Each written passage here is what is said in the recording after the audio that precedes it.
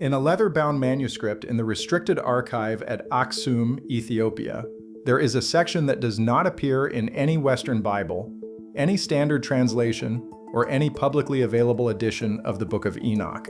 It describes a journey, not the journey to the divine throne room that appears in Enoch chapters 14 and 15. That journey is known, discussed, referenced by scholars.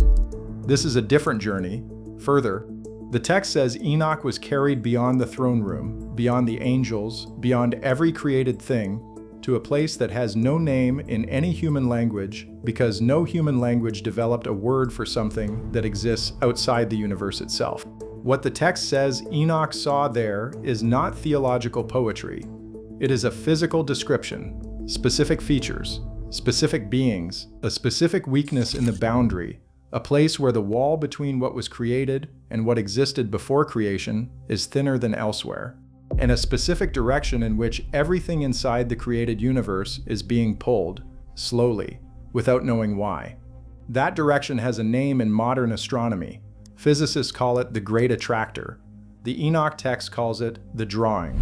And the passage says the drawing is the reason the boundary is weakening at that specific point. If suppressed biblical history is something you cannot stop thinking about once you find it, subscribe now. Every week we rid what was removed. The passage we are working with today carries the heading in the Ethiopian Ge'ez manuscript tradition that translates as the words of the outer journey, what was shown beyond the wall of first silence. It sits within the restricted archive at Aksum in the same leather-bound volume that houses the departure passage and the outer seal material, behind doors that outside scholars have not passed through in over 2 centuries. In the Qumran Aramaic fragment tradition, corresponding material has been identified by scholars working from Joseph Millick's private notes within the subcluster designated 4Q Enoch O, a fragment family that Millick referenced in a letter to George Nicholsburg in 1973 as a passage I cannot responsibly publish without a cosmological framework that does not yet exist. That letter is in a private archive. Millick's 1976 published volume contains no reference to the outer journey passage. George Nicholsburg of the University of Iowa, whose 2-volume commentary remains the most comprehensive scholarly treatment of Enoch, has written that chapters 14 and 15, the standard throne vision, represent only the innermost layer of a journey narrative that the complete manuscript tradition suggests continued much further. He does not say how much further. He does not name the outer journey passage, but the direction his observation points is unmistakable. Lauren Stuckenbrook of Ludwig Maximilian University in Munich has written that the Enoch text contains cosmological material whose full implications have not yet been drawn out by any existing scholarly framework. The outer journey passage is what that framework cannot reach.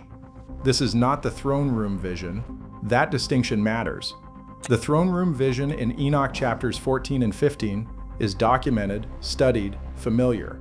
It describes Enoch entering the divine presence, the structure of the heavenly court, the beings that serve there. Every standard translation includes it. The outer journey passage begins where that vision ends. After Enoch stood before the divine presence, he was taken further, past the last structure of the created order, past the outer boundary, into what the text calls the place before. This is not the same journey. This is what comes after the journey everyone already knows. The text begins with this.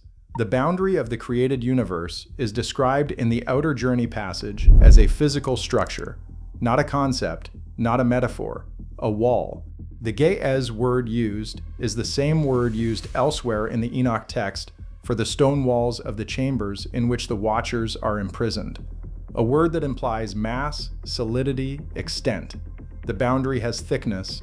It has a surface that faces inward toward the created universe, and a surface that faces outward toward what the text calls the prior condition.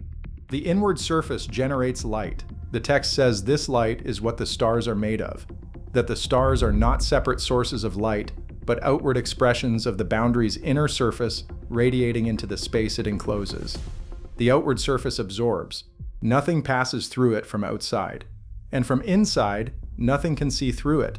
The boundary is opaque in the direction of the prior condition. But here's what makes this stranger. The prior condition is what the outer journey passage most struggles to describe. The text spends more words on this section than on any other element of the vision, and then acknowledges, in the Ge'ez version, that the words are insufficient. The passage uses a phrase that translates approximately as the state that was not displaced but set aside, meaning the prior condition is not nothing, not absence, not the void that the first chapter of Genesis describes before creation. It is the state of everything that existed before the first creative act. Before light was made, something was there, not darkness. Darkness is the absence of light, and light had not yet been made, something else. The outer journey passage says Enoch stood at the boundary and looked outward into this prior condition. He could not see it the way he could see created things. He could sense it the way you sense a presence in a room before you see the person. Not through sight, not through hearing, but through something the text calls the knowing of the skin. A pressure, a weight, something that registers as information without using any of the senses. And this is where it gets disturbing. The prior condition is not empty. This is the element that Western translations cannot accommodate and therefore remove. The passage says the prior condition contains structure, not the kind of structure that created things have, not hierarchical, not spatial in the way we experience space, not sequential in the way we experience time, but organized. The text uses a word that appears nowhere else in the Enoch tradition, a word that scholars working from the Ge'ez have tentatively translated as the arrangement that precedes arrangement, something organized in a way that predates the concepts of organization that creation introduced. The outer journey passage says Enoch could not look at this structure directly. He could only perceive it at the edges of his attention, the way you cannot look directly at a dim star. You have to look slightly away from it to see it at all. Now here's where it gets active. The passage describes beings in the prior condition. They are not angels. The text is specific about this. It uses a different word entirely, a word that appears only in this passage and in one other section of the Ethiopian Enoch that Western translations abbreviate without explanation. They are not the adversarial beings. They are not any category the Enoch tradition uses for anything inside the created universe. The text calls them the Watchers of the Outer Void, and immediately clarifies that this designation has nothing to do with the Watchers who descended to Earth in Enoch chapter 6. The name is coincidental. These beings predate the Watchers. They predate the creation of the angels. They predate the creation of the universe. They exist in the prior condition the way fish exist in water, not placed there, not created there, native to it. The outer journey passage describes them as aware of the boundary, aware that something is on the other side, aware that it has been there for a duration the text describes as a breath compared to how long they have waited. A breath. Our entire universe, from the first creative act to its final end, is a breath compared to how long the Watchers of the Outer Void have existed in the prior condition. The passage describes what they do, and what they had done for as long as the universe had existed. They oriented toward the boundary the way a compass needle orients toward a magnetic pole, not moving, simply pointing. The text says this had been constant since before the universe was made. But then Enoch was shown something the passage says no created being had ever seen before. The orientation had changed. The Watchers of the Outer Void had begun to move. Not quickly. The Ge'ez word implies something geological, the speed of a glacier, almost imperceptible but directional, toward the boundary, toward the wall of first silence, toward us. The text says something had changed in the prior condition. What had changed, the passage does not say, only that the waiting was ending. And the universe, the outer journey passage says, is a temporary displacement of the prior condition, not a creation from nothing, a displacement. And every displacement eventually ends. What the translators left out is this. The passage describes a weakness in the boundary, not a failure, not a break, a specific location where the boundary is thinner than elsewhere, where the wall between the created universe and the prior condition does not have its full depth. The text says Enoch was shown this location specifically. He was taken to it. The Ge'ez passage describes it as existing in the direction of the drawing, the direction toward which everything in the created universe is being pulled by a force the text says is the prior condition pressing against the boundary from outside. not breaking it, pressing it. The way water presses against a dam, not breaking through, but exerting continuous pressure that changes the boundary's behavior at the point of greatest force. Everything in the created universe is moving toward that point. Everything has always been moving toward it.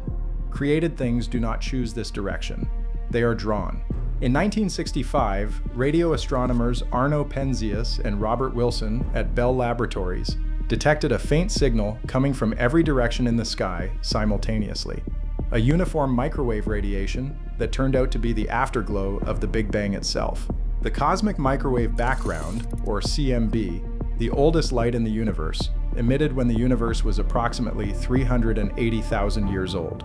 It forms a kind of shell around everything we can observe, the outermost layer of the observable universe, beyond which we cannot see. It is, in practical terms, the wall of the observable universe. The boundary that Enoch describes as the wall of first silence corresponds, in physical terms, to exactly this structure, a boundary that generates light on the inward face, opaque on the outward face, a wall that marks the limit of what created things inside it can perceive. The part that shouldn't be possible is this. In 2004, astronomers analyzing CMB data identified what they called the cold spot, a region in the constellation Eridanus, roughly 1 billion light-years wide, where the CMB radiation is significantly colder than surrounding areas. A void, the largest known void in the observable universe. Most voids are explained by the large-scale structure of matter. Galaxies form in some regions, leaving others relatively empty. The cold spot is too large and too cold to be explained this way.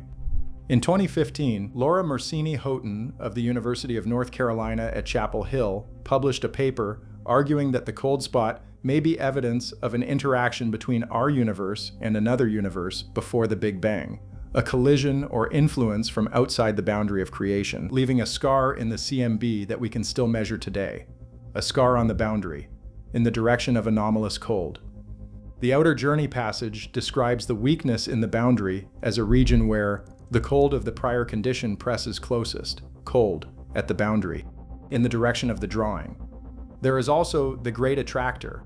In the 1970s, astronomers discovered that the Milky Way and millions of surrounding galaxies are all moving toward a point in the direction of the Hydra Centaurus supercluster, at a speed of approximately 600 kilometers per second. Something with enormous gravitational influence sits in that direction, pulling everything toward it. It cannot be fully observed because our own galaxy's dust obscures the view in that direction. Scientists call it the Great Attractor. The Enoch passage calls it the drawing, the direction toward which created things move without knowing why, the location of the weakness in the boundary, the place where the prior condition presses hardest against the wall of first silence. One is a gravitational measurement, the other is a vision from the 3rd century BCE. They describe the same direction.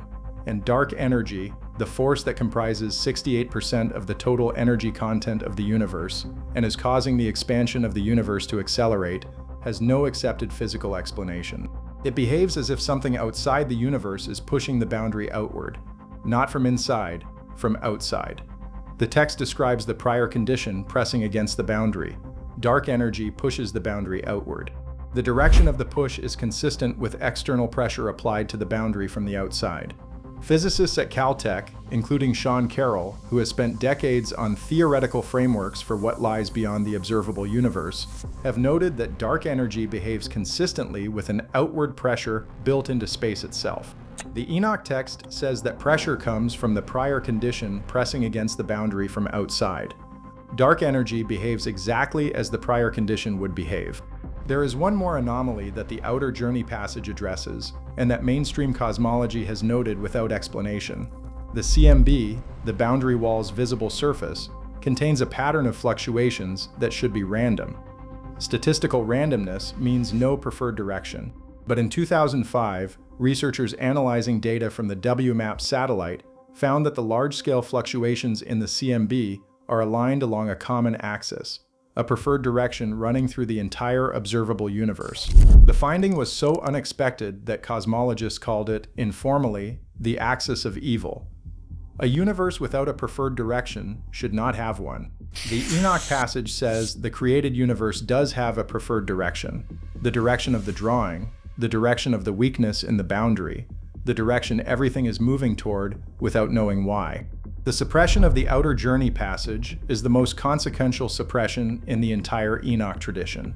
The Council of Laodicea in 364 CE removed Enoch from accepted scripture, but the outer journey passage was specifically targeted before that. Augustine, writing in City of God in the early 5th century, argued explicitly against the existence of uncreated eternal matter, the theological term for exactly what the prior condition describes. He was not engaging with the Enoch passage directly. He was building the theological framework under which it could never be taken seriously. If nothing existed before creation, then the prior condition cannot exist. If the prior condition cannot exist, the outer journey passage describes a hallucination rather than a journey. Jerome, producing the Latin Vulgate around 400 CE, dismissed Enoch's cosmological visions as the confusion of a mind that could not distinguish between revelation and its own extremities. He named no specific passages. The framework he and Augustine built was sufficient without naming them. R.H. Charles, whose 1906 English translation is the standard Western reference, published the Ethiopian Enoch. The section corresponding to the outer journey passage is absent from his translation entirely, not abbreviated, absent.